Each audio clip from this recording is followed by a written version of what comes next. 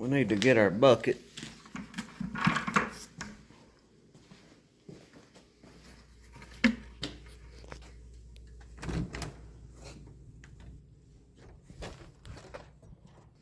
Hello everybody, welcome back to Burnt Church. I hope everybody's having a good day. It's a beautiful sunshiny day here. Weather's just about perfect. It's not too hot and it's not too cold. Y'all look at that soil. It looks like it's ready to be planted in. Can y'all see that corn spiking up down through there? It's about 3 inches tall now. We need to get some corn out of the grain bin and take it down to the barn. I need to shell a little bit of corn. That's going to be part of planting our tomatoes. Stick around a few minutes, we're going to plant some tomatoes. And I want to show you the difference between what a tomato looks like in chicken poo and what a tomato looks like that doesn't have chicken poo. There's some difference. I think you might be surprised. We're going to need to shell this corn to get ready to plant our tomatoes.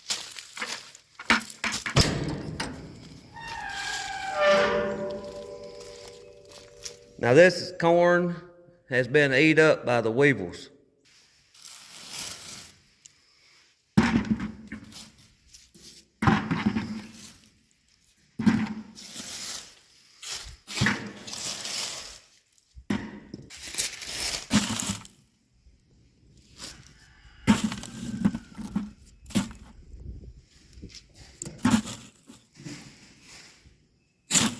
That should be plenty.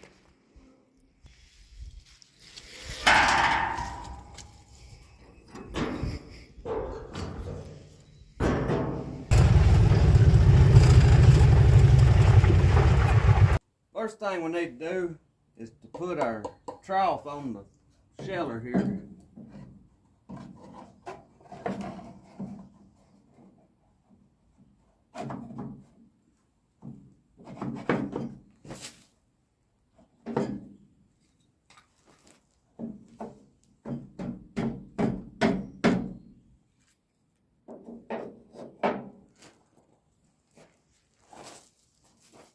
Now,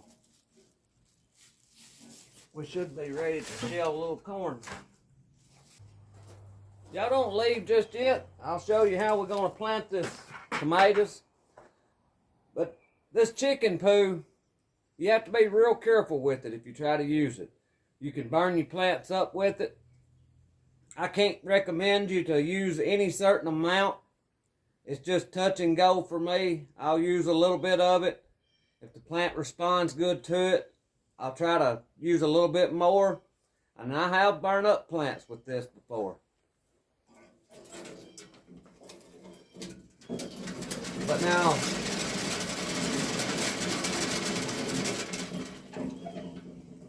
this chicken poo that we're using is aged.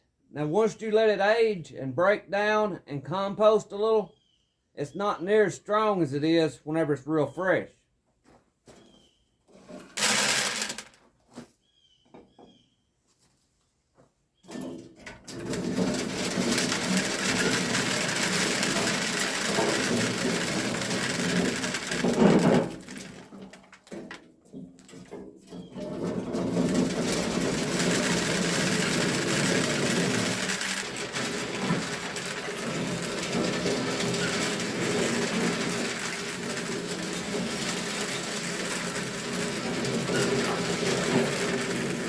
Y'all don't forget, if you're new here, hit the subscribe button. It would sure help us a lot. And don't forget the thumbs up or the thumbs down, either one, because that sure does help. If you're wondering why I'm shelling this old weevil-eating corn, I don't want the corn. I'm going to use the cobs. We're going to use them with our tomato plants to try to help hold a little moisture in the soil for the tomatoes. Look in there at the weevils. There was a bunch of them in that corn. I know some of you's about ready to click away. I'm going to show you right here now the difference that this tomato plant that has the chicken poo in it, how much different it looks than the ones without the chicken poo. Look down from the top here at them. If you can see the darker colored tomato plant, it's got chicken poo in the cup with it. I'll let you see the height of them. See how much taller it is? But this one here has outgrown these other ones by probably 3.5 inches, I guess.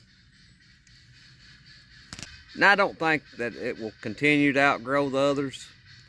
I get these others in the soil, get some chicken poo with them, and they'll get kick-started too. But I just thought that was pretty neat how much it had outgrown the other ones. I think right here is where we're going to put them at. Some of you may recognize this spot. This is where we put our English peas at. We had a bust with them. Not near seed came up from our English peas. I don't know that I've ever had that to happen. I reckon it was just a bad bunch of peas. Best I can remember, they were a couple year old, so I guess that's the problem. But they didn't any of them come up, which it was a little late in the year, and now it's just too late to try to redo them. Our corn cobs, this is what we're gonna do with them. I've got some rainwater here that we caught.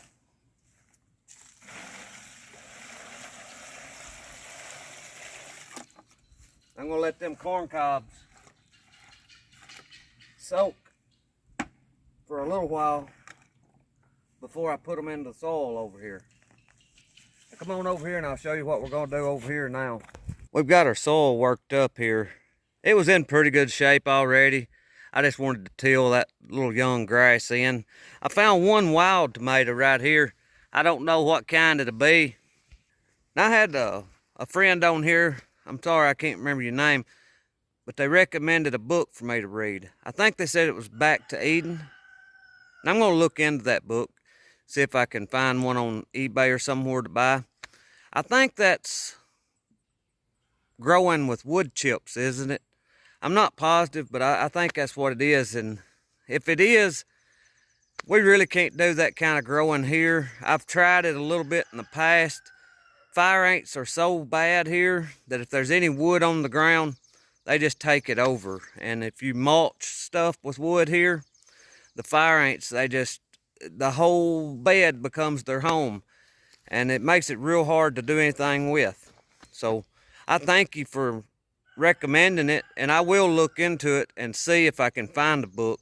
I've talked about if the shit hits the fan or if the balloon ever goes up. If there's ever any kind of turmoil in this country and the normalness that we're used to don't exist anymore, and we have to go back to a more primitive way of life and feeding ourselves. You've heard me talk about having different tools for different jobs. Well, right here I'm going to show you the hole that I'm going to use on planting these tomatoes. There's differences in holes. This right here is what I call a grubbing hole. You can see how big and heavy it is. And this here is just a regular garden hole. Now we're going to probably be using this grubbing hole. The reason for that is because I'm going to be digging these down pretty deep. And this big stout grubbing hole, it's more suited for that kind of work. And in my opinion, if we ever do have to go back to growing our own food with little to no equipment, a grubbing hole is going to be your better friend than the garden hole. This will cut roots, it'll dig down in the ground deeper. Now it is heavier to swing and to use, but the handles are easier to replace. So I would recommend having a couple of these. First thing I do is I try to leave room to get through with the tiller on the other side of anything that I'm planting. So I want to leave enough room between here and the grass to come through here with my tiller. And what I'm going to do, black clover has helped a lot. It's made a lot darker soil here. It is going to be red clay, a lot of it, but a lot of it is better looking soil now than it was. You can see I'm digging a pretty good sized hole. That's what that grubbing hole is real good for. It makes that hard work a lot easier. So this is our tomato plant that has the chicken poo already in it. You can see how deep I've dug this hole. The plant's sticking out of the ground about right there is ground level. So I dig a pretty deep hole. Now what I'm going to do is take a couple of these corn cobs that I've soaked in water, and I'm going to throw them in the bottom of the hole. This is our chicken poo.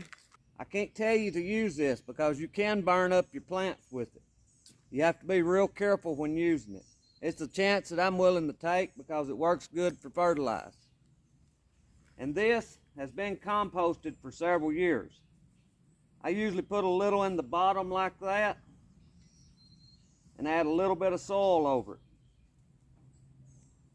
and mix it in.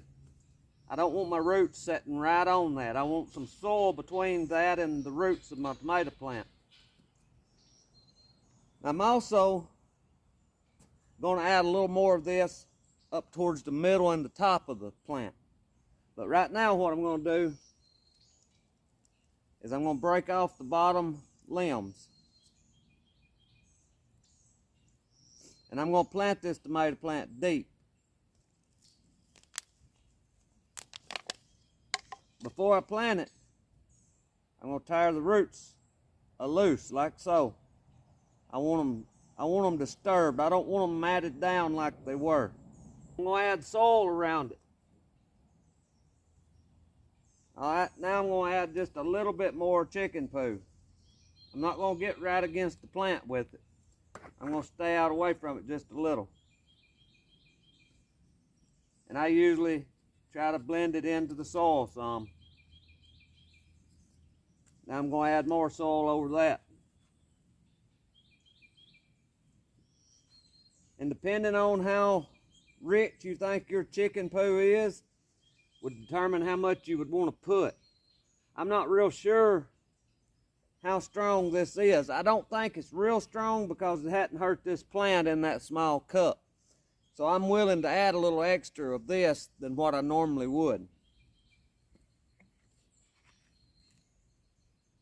This is close to the top layer. I try to stay out away from the plant just a little bit with it. And now we've added our last bit of soil around it.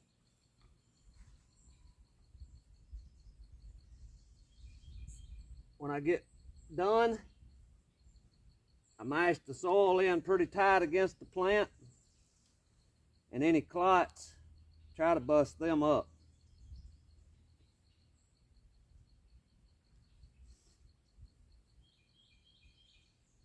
I try on tomato plants,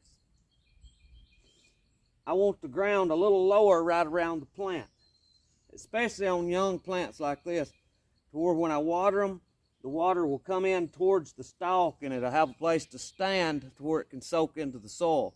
I don't want it mounded up where it runs away from them. Now that's for me. You may live in a lot wetter area than I do. You may need yours up on a mound to where they don't flood. You'll just have to decide that on your own. But this is the way we do it. The corn cobs helps hold moisture in the bottom. The chicken manure works good for the fertilizer. If you don't have the chicken manure, buy granulated fertilizer.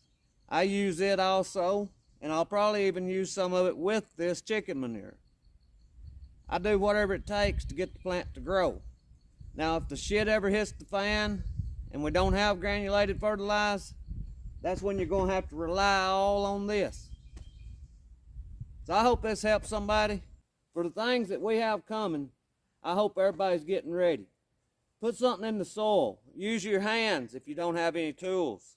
Once you grow something of your own and you taste how much better it tastes than the supermarket food, I think you'll be hooked on gardening. And for the things that we have coming, it's not a bad idea to know how to do this. I thank you for watching. I pray God blesses you, and I'll see you in the next one.